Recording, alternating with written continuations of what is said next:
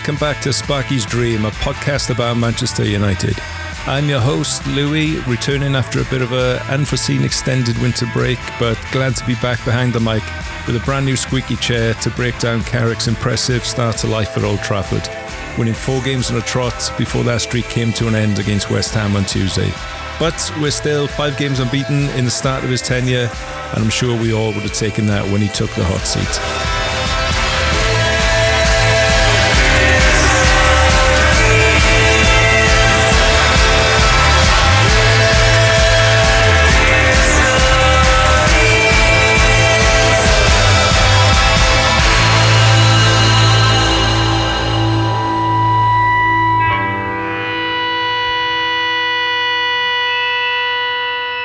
Okay, so let's start by having a look back at United's draw against the Hammers on Tuesday.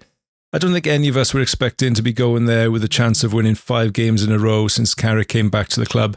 United undeniably look like a completely different outfit these days.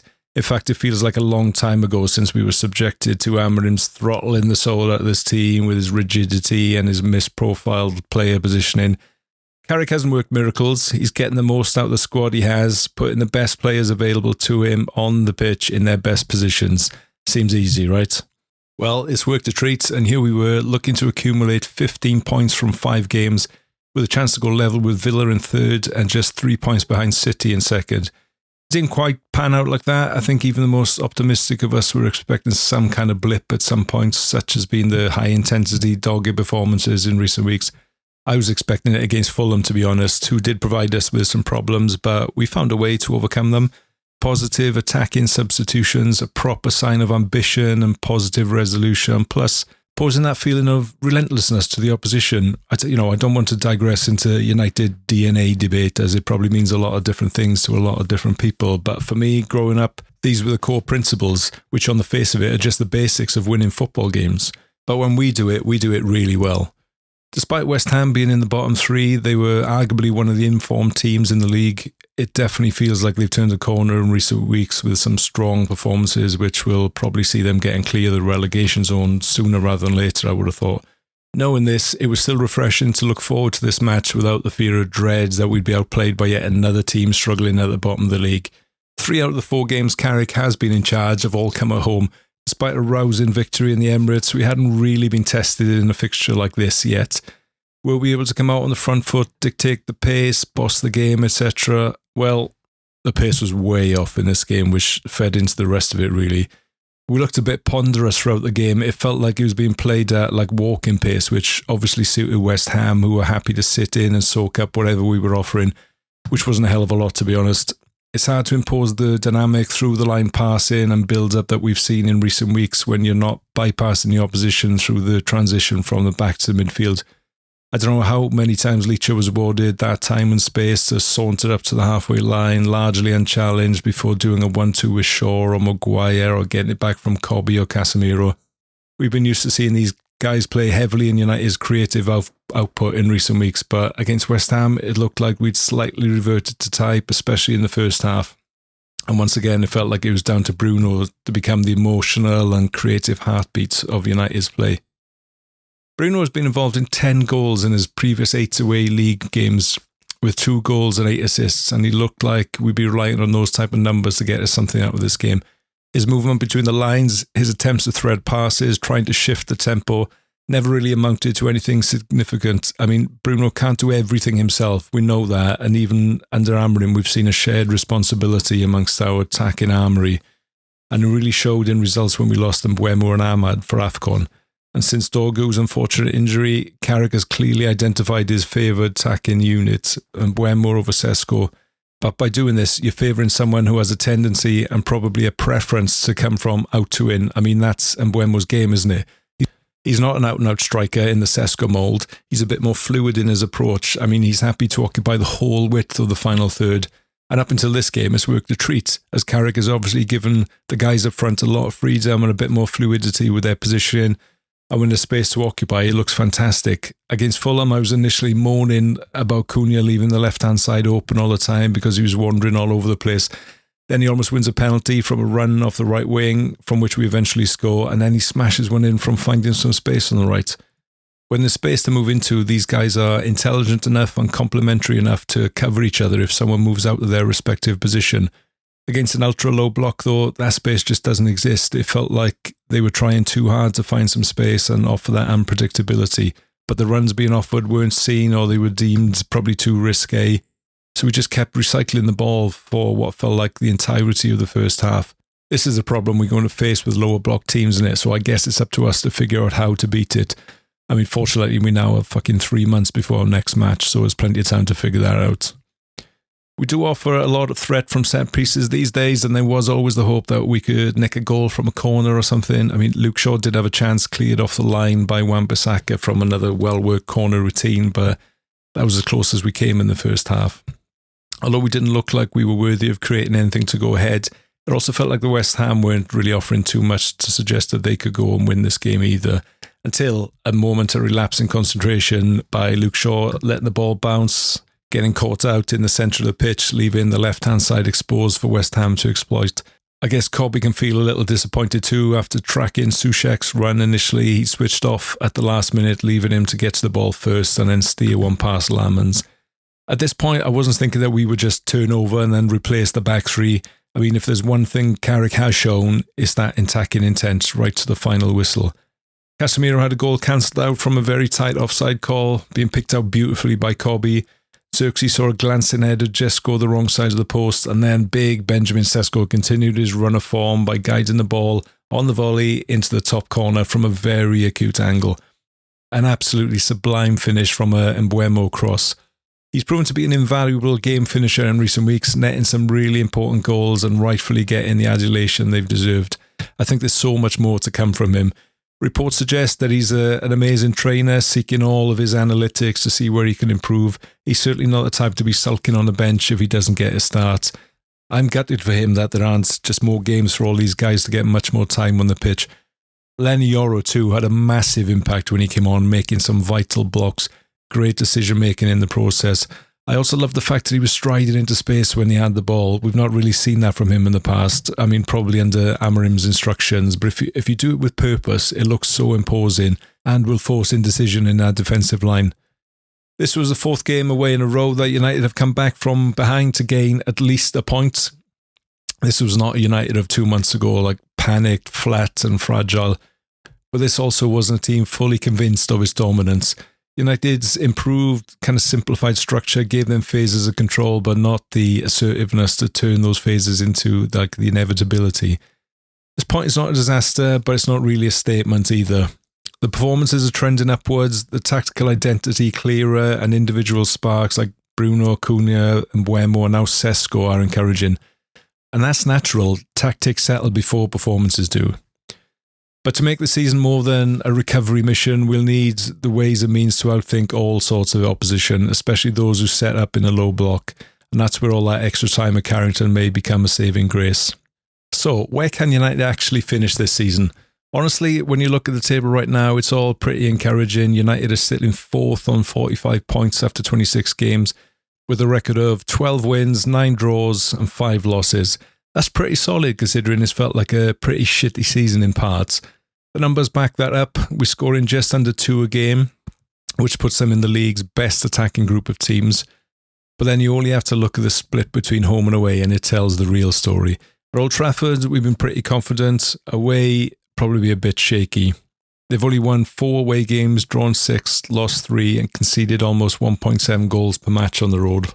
At home is a bit closer, and that gap matters, maybe more than anything else when you're trying to climb from like a good position to genuinely cementing yourself in those Champions League spots. Chelsea are just a point behind, right on United's heels, so there's no breathing room at all. I mean, 1 sloppy weekend and you're 5th, and 1 good week and then you're back in the comfort zone. The encouraging part though, we're 9 league games unbeaten, with the last 5 run of win, win, win, win, draw. That's what a team looks like when it's finally getting its act together. If they keep that rhythm going, not perfect, just steady, top 4 stays absolutely within reach. Michael Carrick's barely had time to settle in at Carrington, but already you can feel the shift. Not the loud kinds, no fireworks, but it's quieter, sharper. It just kind of feels more grown up to me. And a lot of that comes down to the staff he's pulled in around him, especially Steve Holland, who might just be the most important man at United nobody sings about. Carrick didn't stumble into Holland. He knew the name, obviously, but once they spoke, apparently it clicked, and fast. He said the whole staff, Holland included, bonded so naturally that it felt like they'd been working together for years, not just weeks. So what's Holland bring in? Experience, real heavyweight experience. I mean, this is a guy who's won the Champions League, Europa League, Premier Leagues, domestic cups, I mean, the lots. And he did it quietly without ever needing the spotlight. At Chelsea, he worked under Mourinho, Ancelotti, Benitez, Conte, Hiddink. Then he stepped into England's inner circle, 8 years as Gareth Southgate's right-hand man, designing game plans, running training, influencing every major decision that the national team made. Carrick's got the ideas, and Holland's got decades of detailed know-how to sharpen them. And it shows, you know. I mean, United's defensive organisation, which has left leaking soft goals for months, tightened almost instantly. 4 big games, XG conceded in each one just under 0.6, clean sheets against City and Spurs. Arsenal needed a scruffy corner and an own goal to score. Fulham got it through a penalty and a worldie. That's not luck, that's not structure, that's preparation, and that's reportedly Holland. And it isn't just him. There's Jonathan Woodgate, who Carrick trusts from Middlesbrough. Johnny Evans, who brings that calm, old-school defender's eye. Travis Binion, who knows the academy and the club's heartbeat. Craig Mawson with the keepers. They say it feels like a proper team. No egos, just know-how. But Holland's the anchor, I think. The steady pulse, the one who's been there, done everything, learned from everyone. And he's a United fan on top of all that. He's like born in Cheshire. First game at Old Trafford at 6 years of age. It feels like the calmest United have looked in years, and it can't be any accident. The staff isn't just holding the fort, they're building something that actually makes sense. If Carrick's the face of the revival, Holland's the spine. And right now, United desperately need the both. So apart from Carrick and co, who else is in line to be in charge of United next season? Thomas Tuchel has today signed a new contract to remain in charge of England beyond the summer's World Cup. De Zerbi's just left Marseille and is strongly being linked with Spurs, I think I've read somewhere. So Julian Nagelsmann, his name keeps floating around Old Trafford for a reason. I mean, reports say he's interested in the job if he comes back to club football after the World Cup. And United seem to like him, especially recruitment chief Christopher Vell, who's apparently a big fan. It's a bit of pull there. The guy's young, sharp, already won a Bundesliga, so he's handled big dressing rooms before, and he's not ruling anything out. Apparently he sees United as an attractive proposition. He's tied up with Germany through to 2028, I think, which means the timing's a bit awkward, and United can't afford to sit around forever or indeed stall during pre-season, but still, the door apparently seems unlocked. Luis Enrique, who would have been my choice, I think, it now seems this one's gone cold. Well, ice cold by reports. Early whispers had him on the short list, even a top target in inverted commas. United even reportedly met with his agent, but the truth has just trickled out that apparently he's happy at PSG, leaning towards staying put. And insiders say he's not keen on United right now. The whole maybe he leaves it this summer thing looks like wishful thinking. United might need to look at who actually wants the job and who fits the structure they've built. Right now, that's not Enrique. Nagelsmann, maybe, but it's a long game. But the answer could already be in that position already. If United finish strong and in a Champions League place, then I don't see any reason why Carrick is not an absolute contender. If Amorim had finished in the top 4, he would absolutely have received his flowers for overperforming his objectives this season. European football was the expectation, not necessarily the Champions League, but objectives have only seemingly tilted towards Champions League qualification since Carrick has taken charge and got us playing again. There's no world where I can see Carrick being replaced by the likes of Glasner or Areola at this point. It's mad how things can turn so quickly, isn't it? We have great players who are responding to being played in their proper positions, players good enough to get us over the line this season. There's no way Carrick applied his whole blueprint and philosophy on this squad in the 3 days training before the derby. He just gave the freedom and belief that they could go out and win that game, the vibes. He's built on that and tweaked things during the following games. Although West Ham was a disappointing performance, we got something out of the game. What if Carrick is the one? What if he hasn't really started to cook yet? I'm not saying give him the job now, but if he is the outstanding or best candidate for the job come the summer, then why not? If there aren't as many truly regarded elite managers available in the summer as it first seemed a few weeks ago, then surely he has to be in line with that second tier if he gets Champions League. 17 games is a pretty decent sample size to judge someone on. So, Sir Jim Ratcliffe opens his mouth this week, and what comes out? Absolute bullshit. He says the UK has been colonised by immigrants, a line so wild it sent half the country blinking in fucking disbelief. He doubled down too, claiming immigrants are draining resources and weighing the place down. Typical billionaire, talking at people, not to them. What makes Ratcliffe's comments even harder to swallow is the hypocrisy people pointed out. I mean, the man lives in Monaco, a tax haven. So when he starts lecturing the country on who contributes and who doesn't, yeah, he sounds like a bit of a twat. I mean, the backlash came fast.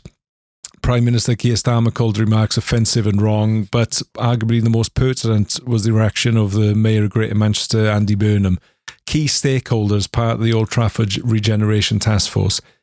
He said Ratcliffe's words were inaccurate, insulting, inflammatory, and totally against what Manchester stands for. He said he built on people arriving from everywhere and making something together. These really aren't the type of people that you want to piss off when you're so reliant on them for developing your new stadium. Burnham really didn't hold back against Ratcliffe or those above him. This was the final sentence in his statement. If any criticism is needed, it should be directed towards those who have offered little contribution to our life here and have instead spent years siphoning wealth out of one of our proudest institutions.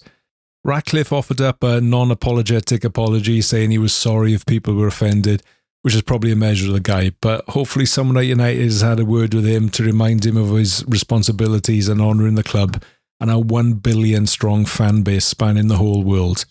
Because it sounds like he's got a bit of sucking up to do behind the scenes. Fucking twat.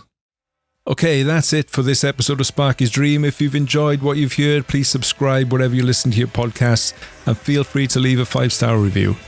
You can follow me on all the socials too at Sparky's Dream Pod, and please tell all of your fellow Reds to give me a follow too. This has been Sparky's Dream. Football, music, United.